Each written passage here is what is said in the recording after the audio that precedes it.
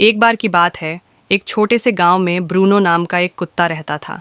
वह ताकतवर और चंचल था, लेकिन उसमें एक बड़ी कमी थी। वह बहुत लोभी था। चाहे उसे कितना भी खाना मिल जाए, वह हमेशा और अधिक चाहता था। एक दिन वह गांव में खाने की तलाश में भटक रहा था। तभी उसकी नज़र एक कसाई की दुकान पर पड़ी। वह चुपचाप इंतज़ार करने लगा, और जैसे ही कसाई किसी और काम में व्यस्त हुआ, ब्रूनो ने झट से एक बड़ा रसीला हड्डी का टुकड़ा उठाया और तेजी से भाग गया। ब्रूनो अपने स्वादिष्ट भोजन का आनंद शांति से लेना चाहता था, इसलिए उसने हड्डी को जंगल में ले जाने का फैसला किया। रास्ते में उसे एक छोटी नदी पार करनी थी। जब वह लकड़ी के पुल से गुजर रहा था, उसने नीचे पानी में देखा और अपना ही प्रतिबिंब देखा। लेकिन ब्रूनो को प्रतिबिंब के बारे में कुछ नहीं पता था।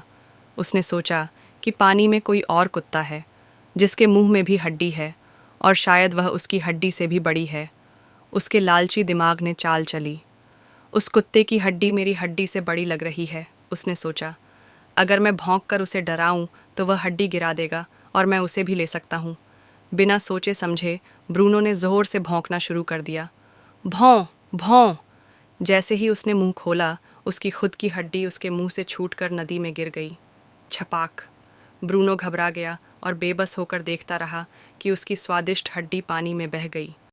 वह उदास और भूखा महसूस करने लगा।